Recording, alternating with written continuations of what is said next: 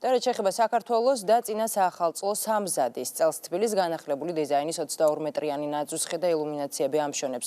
რა ელოდება თბილისის მოსახლეობას 31 დეკემბერს და როგორ ემზადება თბილისი ახალი წლისთვის, ნახეთ ნათია ხართიშვილის რეპორტაჟში. 2016 წლის დადგომამდე 2 დღეა დარჩენილი. ახალ წელს თბილისი ახალი ნაძვისხითა და ახალი განათებებით ხვდება. 31 დეკემბრისთვის მზადება დედაქალაქში აქტიურად მიმდინარეობს. 31 დეკემბერს საახალწლო ქალაქი ჩვეულ რეჟიმში ფუნქციონირებს, იქნება ყველა ის გასართობი ღონისძიება, რომელიც დაგეგმილი იყო დღის მანძილზე. საღამოს უკვე 11-ის ნახევრიდან გალა კონცერტის სცენაზე გადაინაცვლებს მაყურებელი. ბიუჯეტის ნაწილი არის მხოლოდ 31-ში გალა კონცერტის სახით, ეს გახლავთ 235,000 ლარი, რომელიც გალაზე დაიხარჯება. რამდენიმე დღეა რაც საახალწლო ქალაქის კარი ვარდების მოედანზე ყველა მსურველისთვის ღიაა. ქართული წარმოების ხელნაკეთი ნივთები და ტკბილეული წლევანდელი საახალწლო ბაზრის მთავარი ატრიბუტია. 3 იანვრის ჩათვლით ჯადოსნურ ქალაქში მისულ სტუმრებს პანტომიმის თეატრის მსახიობები, დიჯეები, ბატუტი, საგანგებოდ მოწყობილი ყინულის მოედანი და სხვადასხვა გასართობები ელოდებათ. ძალიან დიდი მოთხოვნით სარგებლობს ჩვენი ობიექტი, ძალიან გემრიელი, ტკბილეული გვაქვს წარმოდგენილი ასორტის.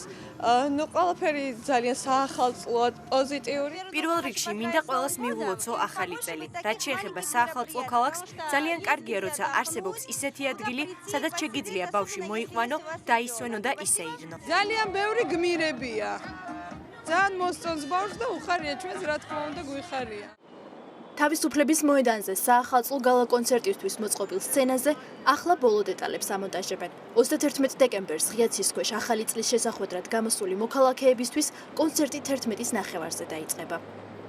ხედავთ გეომეტრიული ავანსცენა ეწყობა წინ და ასევე კორიდორები, რაც იყო საინტერესო იდეა ცირკულაციის მხრივ რეჟისორისთვის, რომ რაღაცა უფრო დროში და სივრცეში ცოტა ცვალებადი და სხვანაირი ის მივიღოთ, ხო რა, შედეგი. განახლებულ სცენაზე მაყურებელს საშუალება ექნება მიშა მდინარაძის საავტორო პროექტი იხილოს. 3 ნაწილისგან შემდგარი კონცერტი, რომელშიც მონაწილეობას 200-ზე მეტი მუსიკოსი მიიღებს, სპეციალურად შექმნილ საახალწლო კომპოზიციებს, საოპერო და საესტრადო შემსრულებლების დუეტებს და საშობაო ალილოს აერთიანებს. ძალიან საინტერესო კონცერტი იქნება მათთვის, ვისაც ესტრადა უყვარს და მათთვისაც, ვისაც კლასიკური მუსიკა უყვარს. საქართველოში ძალიან დიდი რაოდენობაა კლასიკური მოყვარულებისა და მე ვფიქრობ, რომ ისინი რაღაც პერიოდის განმავლობაში მივიწყებულები იყვნენ ხოლმე. ფაქტია, რომ შემადგენლობა ძალიან კარგია და მე ვფიქრობ, რომ ყველა კარგი მუსიკის, მაღალი ხარისხის მუსიკის მოყვარულს დააინტერესებს. ქართველი შემსრულებლები რეპეტიციებს ოპერის სარეპეტიციო დარბაზში ყოველდღიურად გადიან.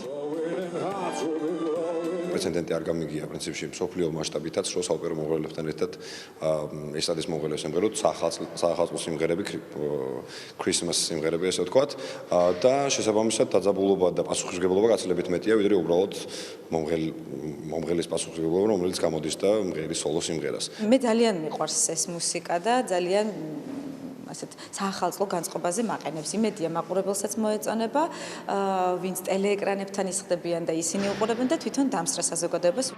თბილისელებისა და ქალაქის სტუმრებისთვის საახალწლო განწყობას წელს სულ 700-ზე მეტი მსახიობი, მუსიკოსი და შემსრულებელი შექმნის. 3 იანვარს კი საახალწლო კულტურულ ღონისძიებებს ვარდების მოედანზე თბილისის მერიის ბიგ ბენდის კონცერტი დახურავს.